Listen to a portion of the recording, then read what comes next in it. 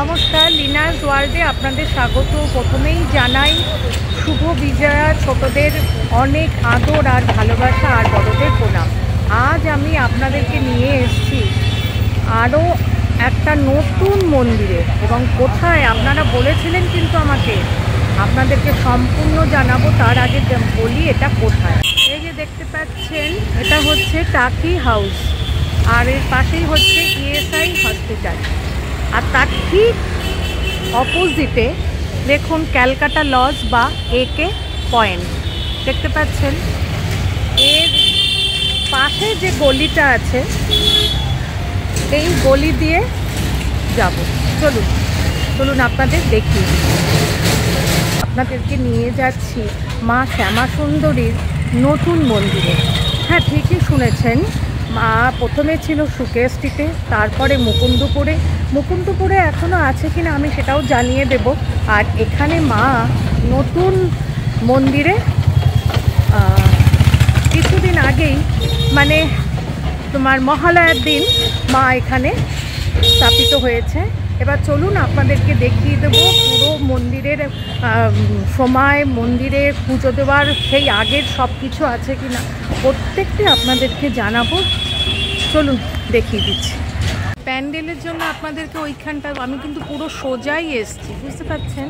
আর এই হয়েছে, এখান থেকে এগিয়ে চলুন দেখিয়ে দিচ্ছি আপনাদের। মন্দির অবধি আসতে আমার 10 মিনিট লেগেছে।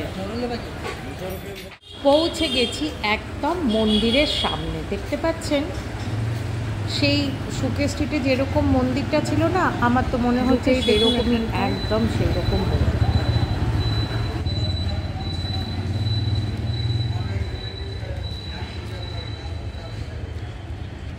একদম মন্দিরের সামনে দেখুন, দেখতে পাচ্ছেন দুধ সাদা একদম মন্দির। আর এই হয়েছে এন্ট্রান্স, এখান থেকে প্রবেশ করব।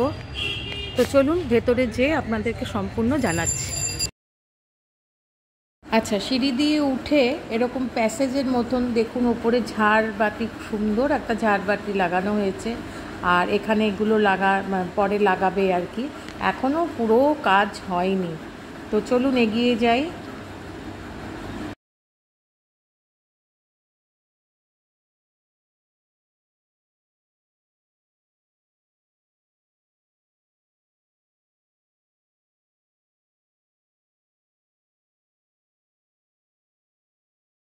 এখান থেকে এন্ট্রি আছে, দেখুন ওখান হচ্ছে এন্ট্রি। ওখান থেকে ঢুকেই এই অবধি আসার পরে দেখুন কি হয়েছে।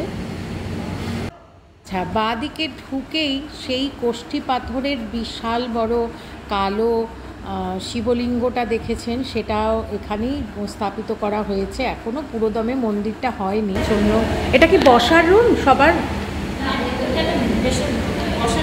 ভেতরে, আর এইটা পুজো নেওয়া। ও আচ্ছা আচ্ছা আচ্ছা, এইটা হচ্ছে পুজো দেওয়ার রুম, দেখতেই পাচ্ছেন। আচ্ছা, এখানে রয়েছে, প্রথমেই দর্শন করতে পারবেন নরসিংহ। বিষ্ণু 10 অবতারের এক অবতার হচ্ছে নৃসিংহদেব বা নরসিংহদেব। তার মূর্তি এখানে অপূর্ব সুন্দর রয়েছে, দেখতেই পাচ্ছেন।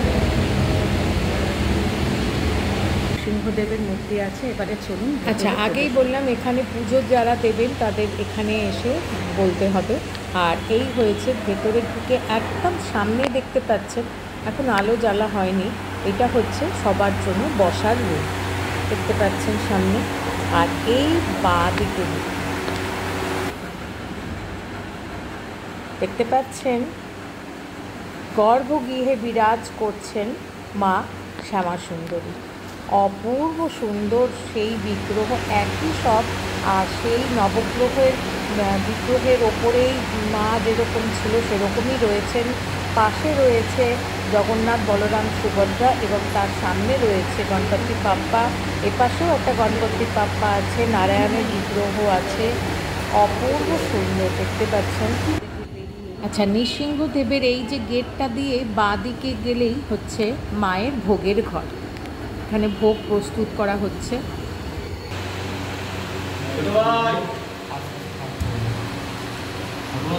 সব ভক্তরা এখন মায়ের অঞ্জলি দেওয়ার জন্য প্রস্তুতি নিচ্ছে। पापहारिणी धर्मार्थ मोक्षदे देवी नारायणी नमस्तुते। एष सा चंदन पुष्पबिल्ल पत्रांजलि। ओम श्री श्याम सुंदराय नमः।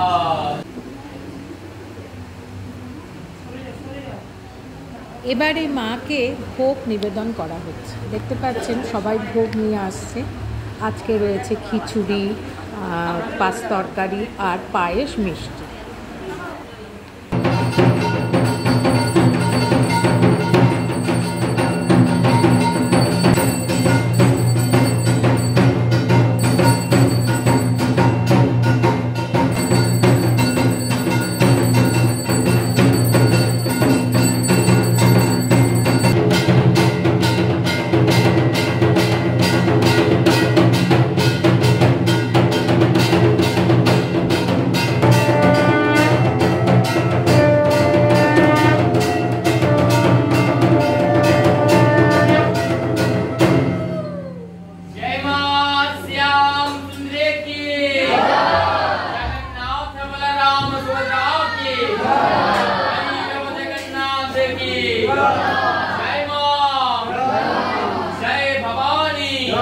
আমি চলে এসেছি মা শ্যামসুন্দরীর নতুন মন্দিরে।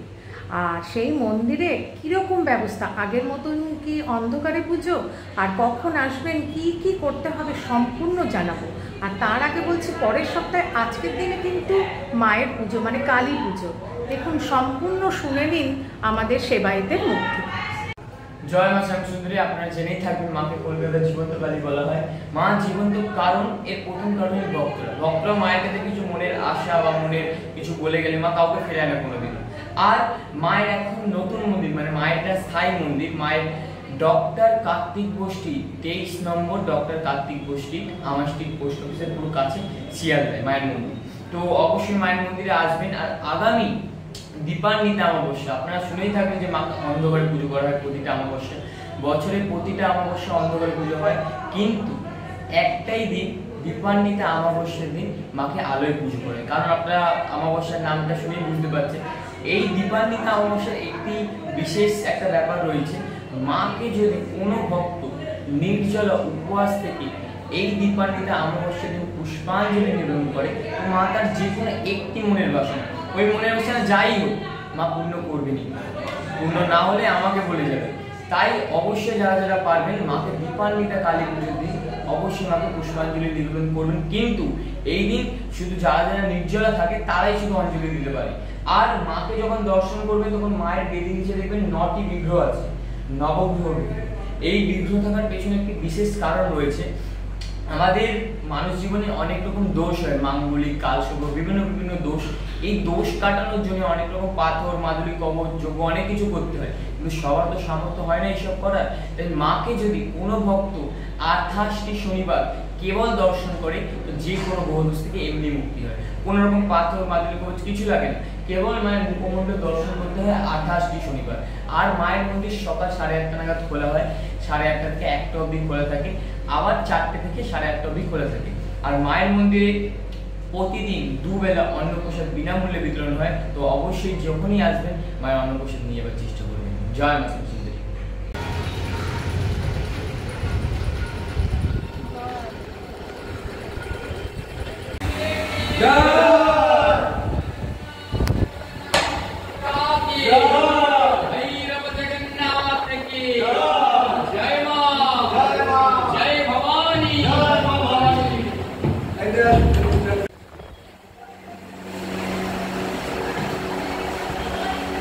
এসব খাওয়া হয়ে গেলে পাতাগুলো দুটো একটা ডাস্টবিন করা আছে বাইরে।